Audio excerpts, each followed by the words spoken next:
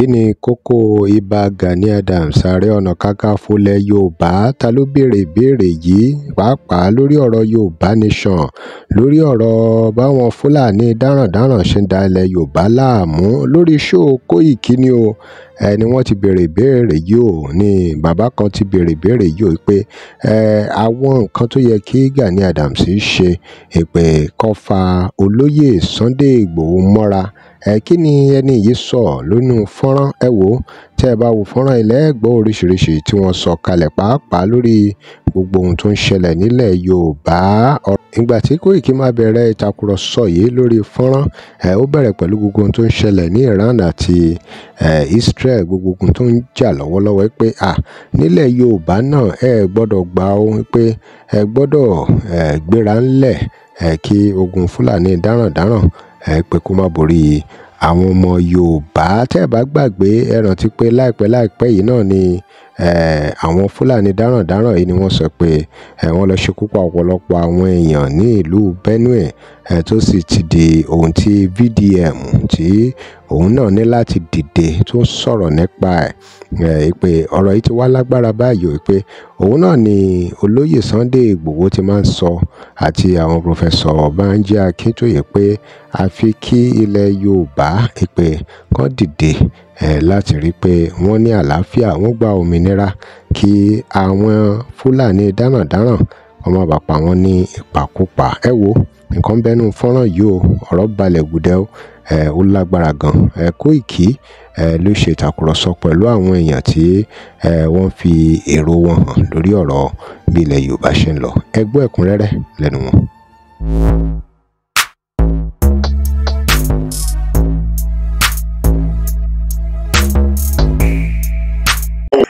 A máa push forward nísìnyí, ẹ̀wọ̀n ní nísìnyí Israel ní nísìnyí ìjà ń lọ burúkú ni o, kò ṣèjà kékeré o láàrin Israel àti Iran. Bí brother mi dẹ̀ ṣe sọ, Israel fi defend ilẹ̀ wọn bí wọ́n fẹ́ kí ilẹ̀ wọn parẹ́, àwa wá ní abẹ́ kí ilẹ̀ wọn parẹ́, kò make sense now. Ẹja ẹgbẹ́ kọ́ tó ń bọ̀ yìí bẹ́ẹ̀ ni fi bá wa dá sọ́rọ̀ mi. Hello. Ẹ káàárọ̀ sà. Ẹ káàárọ̀ sà. Ṣé fẹ́ dá sétò ni? Bẹ́ẹ̀ni sà, mo fẹ́ dá sétò ni sà. Ẹgbọ́n nọ́mbà tẹ́ máa pè kọ́lé lé, máa send nọ́mbà tẹ́ máa pè sójọ́ mi tá a bá ń ṣe program, but torí mo lo fóònù nísìnyí bọ́ ẹ máa sọ̀rọ̀ lọ, jọ̀rọ̀ ẹ ti wọlé, máa send nọ́mbà mi sí ìyẹn lẹ́yìn àti pè ní studio bọ́ ẹ máa sọ̀rọ̀ lọ. Ẹ jẹ́ ọ̀rá wa Johnson tó wà lórí studio pẹ̀lú mi. Ẹ tó bá fi wọnú studio náà, a máa share link síta tẹ̀lé fi wọlé. Ó yẹ gbóhùn sókè alàgbà tó ń pè. Gbogbo ló ń gbọ́ yín.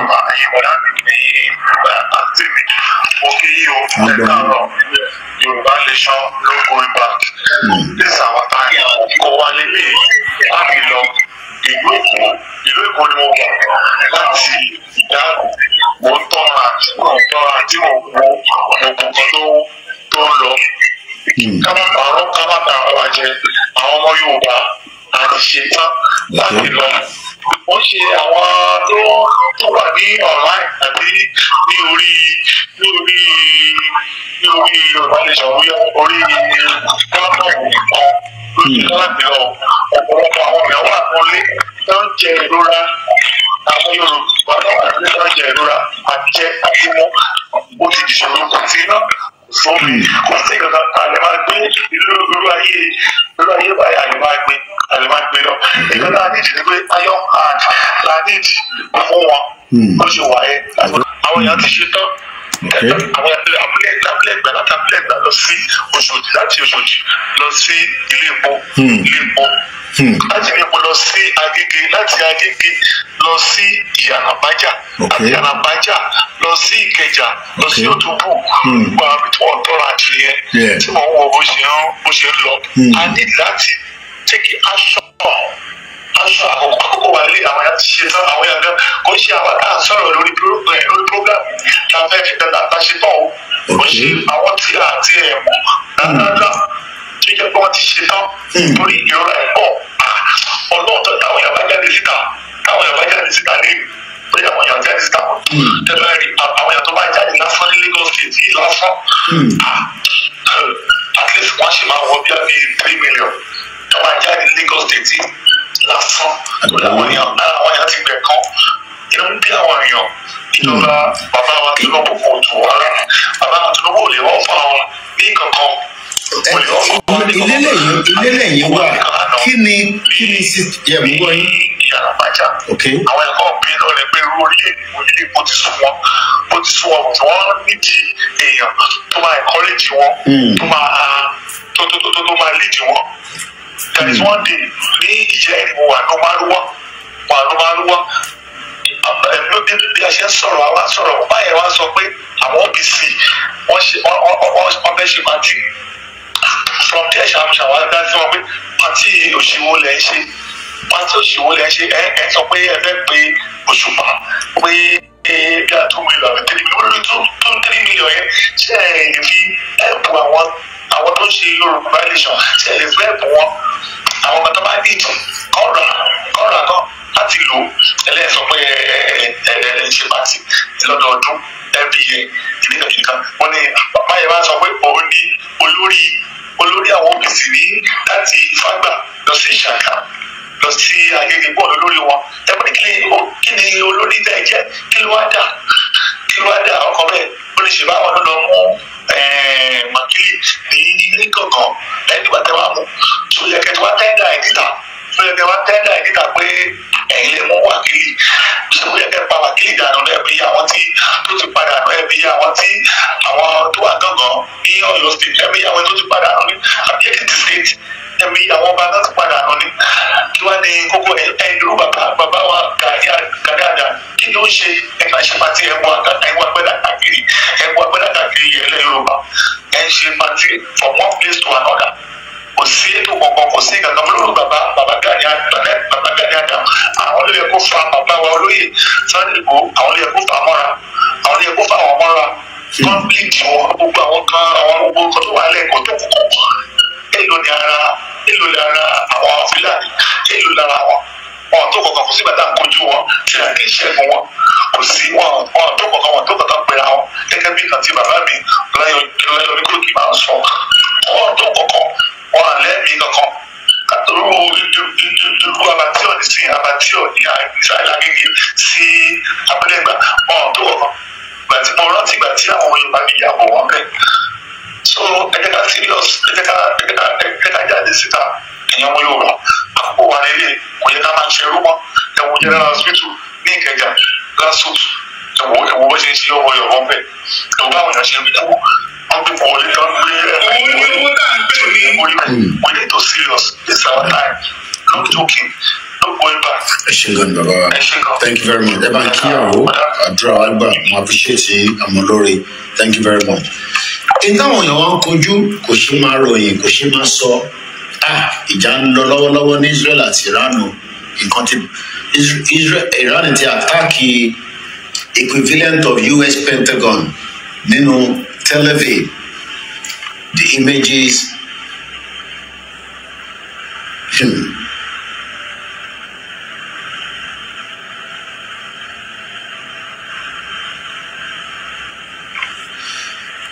alright mo fẹ́ ká tún lọ gbọ́ mo ti gbé fídíò yáyì yẹn wá nísìnyí dáadáa mo kàn wo àwọn fídíòs tó ń bọ̀ láti Iran ballistic attack continue alright.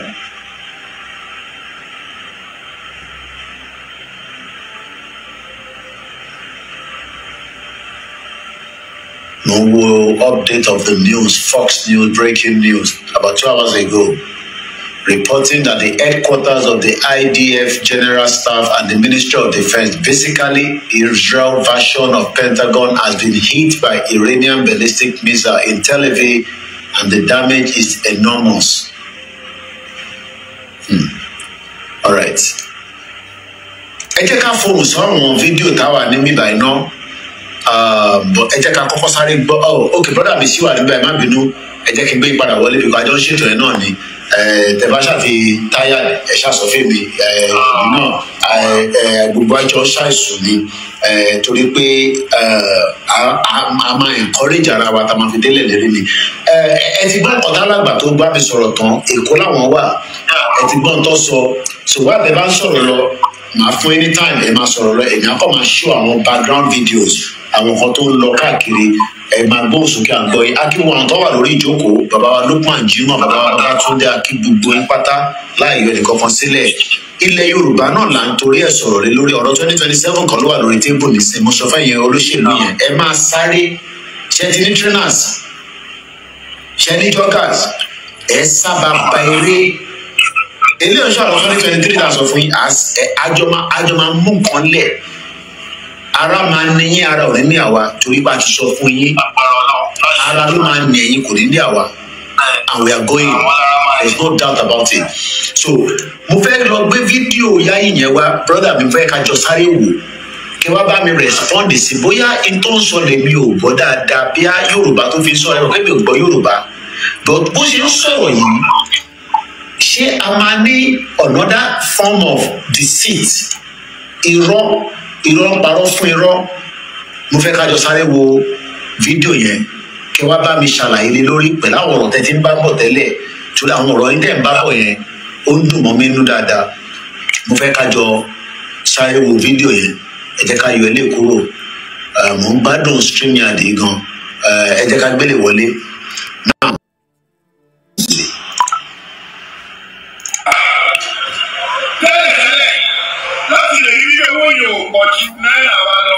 tó bá dé ó máa sọ nǹkan fún ẹ àwọn ẹ̀fọ́ ẹ̀ gbogbo tó ń sọ nísìnyí politics lè tó sọ nípa ẹ̀ ká gbọ́ gangan ẹ̀gbọ́n bí tó ti sọ̀rọ̀ nísìnyí èdè abínibí wa fẹ́ ká píkẹ̀ láti bíbà ẹ̀ jẹ́ ká jọ gbọ́ brother mi Johnson àwọn bá mi respond lórí fídíò yẹn ni a ti gbé wọlé nísìnyí ọ́díò lálọ́ lẹ́ẹ̀kan ọ̀hún ti lọ gbé fídíò wọlé báyìí.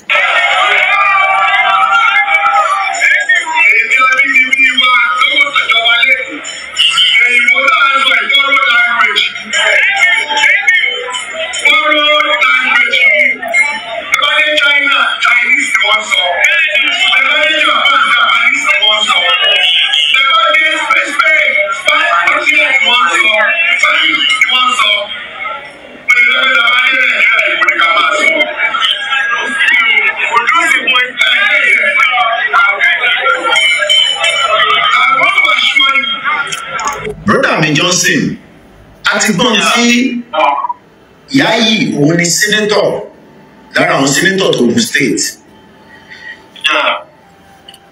kí làwọn ń jà fún gangan náà ẹ bá mi dá sọ́rọ̀ ẹ̀ sà. àṣeṣe rí lálákọ̀ọ́kọ́ náà máa sọ̀rọ̀ bẹ́ẹ̀ bọ̀ ẹ jẹ́ kí n padà lọ. ẹ jẹ́ kí n mú láti ibi tó ti bẹ̀rẹ̀ ọ̀rọ̀ yẹn náà. ẹ máa rí pé àwọn politicians wọ̀nyí pé criminal gidi ni wọ́n. now ó ń sọ̀rọ̀ nípa fuel subsidy and others. èmi wá tiẹ̀ wá ń béèrè question kan a sì ń bọ̀ bẹ́ẹ̀ níbi ọ̀rọ̀ elédè wípé ṣé ẹ gbọ́ mi. loud and clear mo fi interrupt ẹni sà.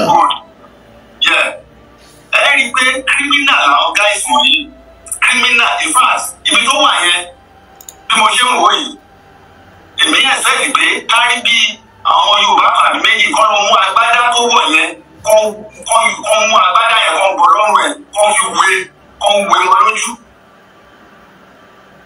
now tẹ bá rí i pé wọn ò rí nǹkan tí wọ́n máa fi campaign mọ́ because mo máa ń bẹ̀rẹ̀ question yẹn lọ́wọ́ ara mi pé kí ni Tinubu tó fẹ́ fi campaign fún àwọn Yorùbá sí kí ló tún fẹ́ sọ fún àwọn Yorùbá pé àwọn máa ṣe ẹ ti fọ̀rọ̀ campaign ẹ ti finá campaign ẹ ti fomi campaign ẹ ti fi security campaign ẹ ti fi canvas àwọn Yorùbá lóríṣiríṣi wọn ò rí nǹkan mi sọ mọ́ ẹ wá wo ibi tí wọ́n tún gbà jáde ẹ̀rù omi tó tún gbà múlẹ̀ tó tún múlẹ̀ fún àwọn Yorùbá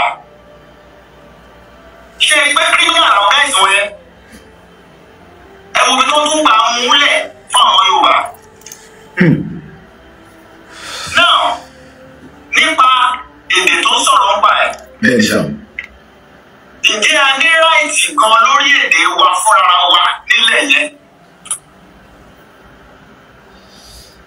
ṣé a recognize ara wa pa àsọwọ́ Yorùbá ìgbà tí wọ́n bá ń sọ̀rọ̀ pé ká máa sọ Yorùbá nínú Nàìjíríà tó mọ̀ pé a ní freedom of speech níbẹ̀ wọ́n bá sa criminal. Wọ́n máa ń sọ pé ní China wọ́n sọ China ní kíní kan wọ́n sọ Spanish fine. Kí àwa fúnra wa ṣé àti ẹ̀rí identify ara wa àsọwọ́ Yorùbá ṣé wọn ti gba ráìtì yẹn kúrò lọ́wọ́ wa. Àbí ẹ̀yin náà kọ́ ló sọ pé nílé ìwé kí wọ́n má máa sọ Yorùbá pé speaking Yorùbá language is so pé it's a crime. It's vernacular. Vernacular ni. Vernacular ni pé crime ni. Crime ni. Báwo la ṣe fẹ́ establish èdè yẹn nínú Nàìjíríà Bisakoiki? Báwo la ṣe fẹ́ establish yẹ pẹ̀lú àwọn janjaweed tí a darapọ̀ mọ́ wọ̀nyí àwọn apààyàn? Báwo la ṣe fẹ́ establish language yẹn? Báwo ló ṣe fẹ́ work? Wọ́n tí wọ́n ń fi yẹn kàn bá sí wọ́n sí ìdí òkú pé torí a ti rí pé àwọn tẹ́lẹ̀ kó jọ wọ̀nyẹn ọpọlọ òṣìṣẹ́ náà ọpọlọ tọpọlọ bá ṣiṣẹ́ ni àdèmárì àwọn tó wà wà bẹ́ẹ̀ tó wà lọ pé ọ̀gbẹ́ni yóò mọ nǹkan tó sọ.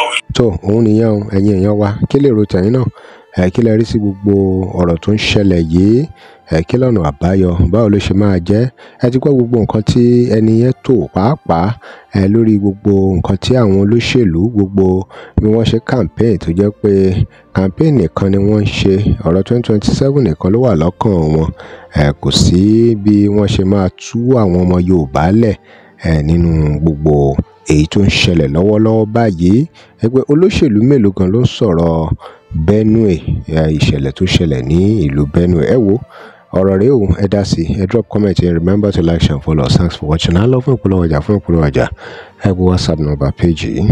tẹ́ ẹ bá lè rí àmì ṣe gbogbo ogun tó lóhùn ní gbọ́ tó lóhùn ní gbà lórí ayé yín iná agbára Ọlọ́run máa jó dànù kí lè nǹkan tẹ̀ ń là kọjá tó dàbí pé ẹ ti wá ọ̀nà àbáyọ ṣùgbọ́n tí ẹ ti rí ọ̀nà àbáyọ ẹ ti pàdé wòlíì yín ló fà ṣùgbọ́n arán mi sí ọ lónìí dádì arán mi sí ọ lónìí mọ́mì Olúwa lòun fẹ́ ṣe nǹkan ńlá nínú ayé yín Olúwa sọ wípé gbogbo tẹ́ ń là kọjá yẹn òun fẹ́ fi òpin sí kí nìkan tẹ́ ń là kọjá lórí ìgbéyàwó ni lórí ọmọ ni lórí iṣẹ́ ni níbi gbogbo ni bóyá ogun kan ló dàbí pé ogun yẹn le ẹ ti gbìyànjú kò tí ì sí ọ̀nà àbáyọ ẹ jẹ́ àjọ gbàdúrà ẹ jẹ́ àjọ wá ojú Olúwa kí làṣírí ogun yẹn gangan ẹ jẹ́ àjọ wádìí lọ́wọ́ Ọlọ́run ká dẹ̀ mọ ọ̀nà àbáyọ ẹ̀rọ ìbánisọ̀rọ̀ tẹ́ fi pè mí fún àdúrà àti ọ̀nà àbáyọ òun náà ni +234 70 25 47 5427 +234 70 25 47 5427 bẹ́ẹ̀ ṣe ń pè mí fún àdúrà lórúkọ Jésù ẹ máa rí ìyanu